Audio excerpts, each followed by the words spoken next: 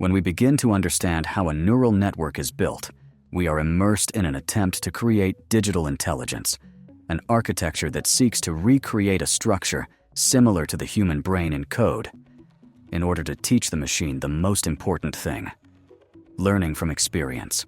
This entire complex process begins with the construction of the most basic, yet critical component.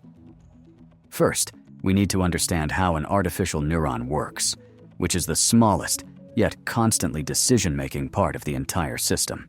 Imagine a neuron as a tiny node that receives many inputs simultaneously. These inputs could be, for example, the numerical values of the pixel brightness in an image, or the vector representations of words in a text. Each of these inputs carries its own importance, which is represented by a unique, initially completely random numerical multiplier called a weight. A weight is essentially a connection strength that determines how important a particular input is for the neuron's final decision. Internally, a neuron performs a simple mathematical operation. It multiplies each input by its weight, and then sums up all the resulting products. Added to this sum is another constant, a bias TOR, which can be thought of as the neuron's internal bias. It allows it to be active even with very weak or zero inputs, which is critical for the flexibility of the system. But the most important part of a neuron is its activation function. After the neuron has collected all the weighted signals, it must decide whether to pass the signal on to the network, and if so, with what strength. The activation function acts as a nonlinear filter, or a kind of switch. It takes the weighted sum and transforms it into an output signal. For example, the popular ReLU function simply zeroes out all negative values and passes positive ones.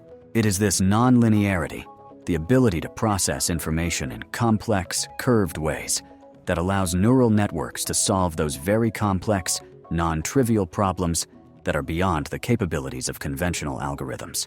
But it's worth knowing that without the activation function, our entire complex network, even with dozens of layers, would remain a simple linear system. Now, with this basic node in place, we build the architecture of the entire system by combining neurons into layers. A neural network typically has at least 3 main types of layers, organized into a sort of digital pipeline.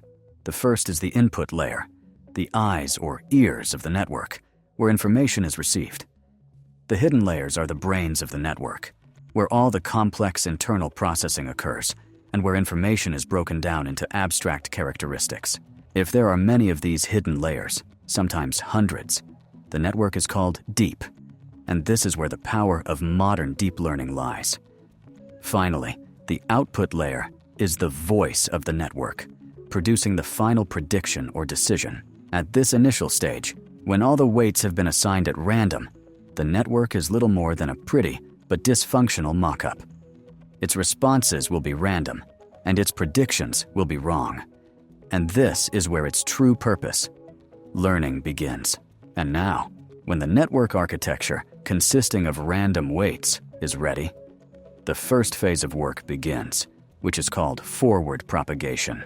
At this stage, information is fed into the input layer and begins its forward movement, layer by layer, through all the hidden neurons and ultimately reaching the output layer. Think of this as the first blind run, where each neuron makes a calculated decision and passes the signal on. Each neuron performs its own multiplication and addition, and then fires until this entire wave of calculations reaches its end. As a result, the output layer produces its prediction. Since the weights were random at the start, this prediction will naturally be wrong. For example, if the network were to recognize cat as the input and output 100%, it will output 4% cat and 96% dog. This is the first inevitable output of a raw neural network. But it's quite clear that in order to teach the network, we need to give it a teacher.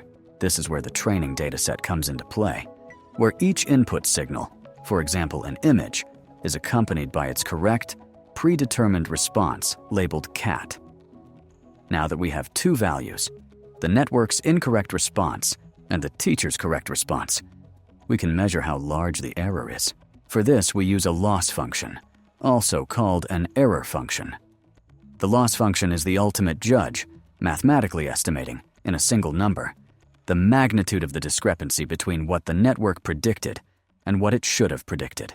The larger this number, the greater the error, and the worse the network performs. Now that the loss function has given us a precise number reflecting the magnitude of the error, the network needs to understand which neurons and weights contributed most to this error and how to correct them. This is where the most ingenious and complex step of training comes in: backpropagation. Think of the error as a wave that begins to move from the output layer back to the input layer. At each step, this wave uses the laws of higher mathematics, specifically the chain rule of differentiation, to calculate the gradient for each individual weight in the network. The gradient is essentially the rate of change of the error with respect to a given weight. In simple terms, the gradient represents how much the overall error of the network will change if we change this particular weight by a tiny amount. Once we have the gradients for all the weights in the network, and there may even be billions of them, we can begin to correct them. This is where gradient descent comes into play. Imagine a person standing in the fog on a mountainside. For better understanding, the mountain in this case is our loss function, and the height is its error value. The person's goal is to descend to the lowest point in the valley, where the error is minimal. The gradient indicates the direction of the steepest descent. The gradient descent algorithm uses the calculated gradient to adjust each weight in the direction that reduces the error.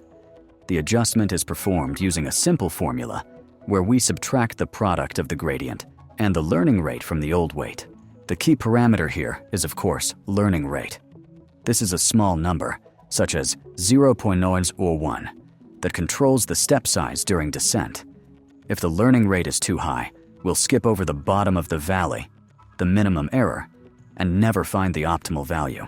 If it's too low, training will take an unacceptably long time.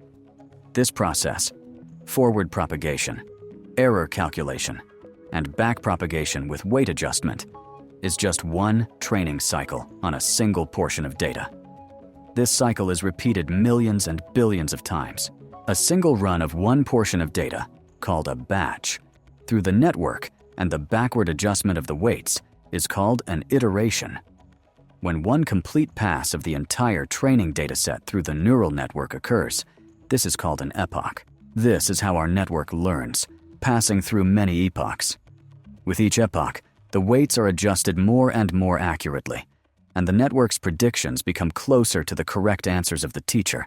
It is this tandem, gradient descent and backpropagation, that allows a network that starts out as a bunch of random numbers to become an intelligent classifier or content generator. So we've already mastered the heart of a neural network, the complex iterative weight adjustment via gradient descent and backpropagation, which allows the network to gradually, epoch after epoch, minimize error and become smarter.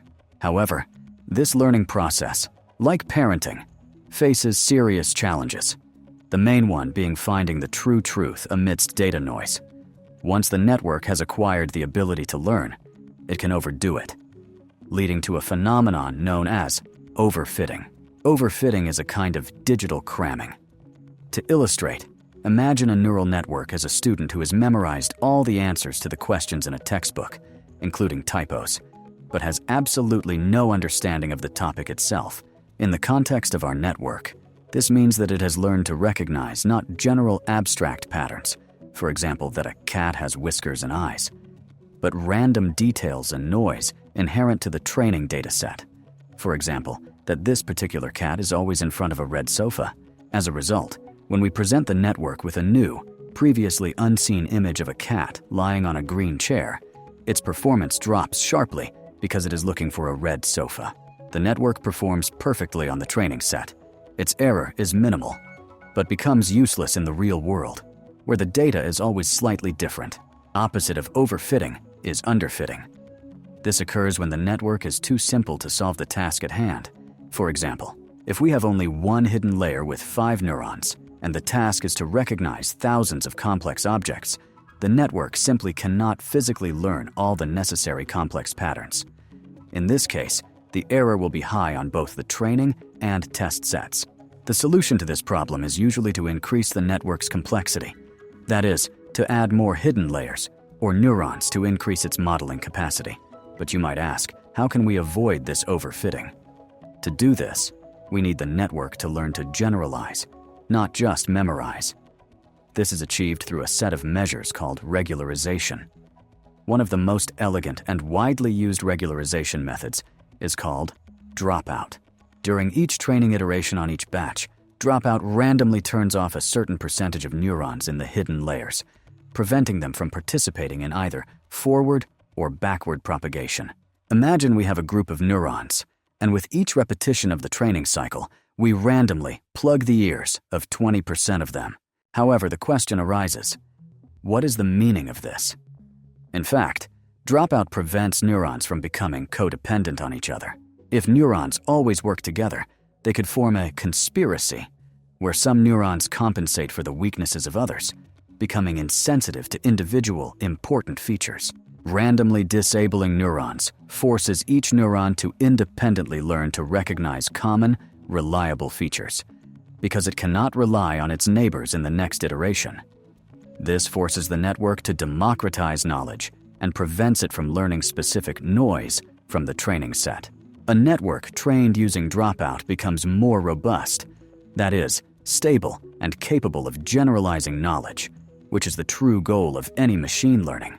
In addition to dropout, L1 and L2 regularization methods are also used, which add a penalty to the loss function for overly large weights, thereby gently pushing the weights towards zero and making the model simpler and less prone to overfitting.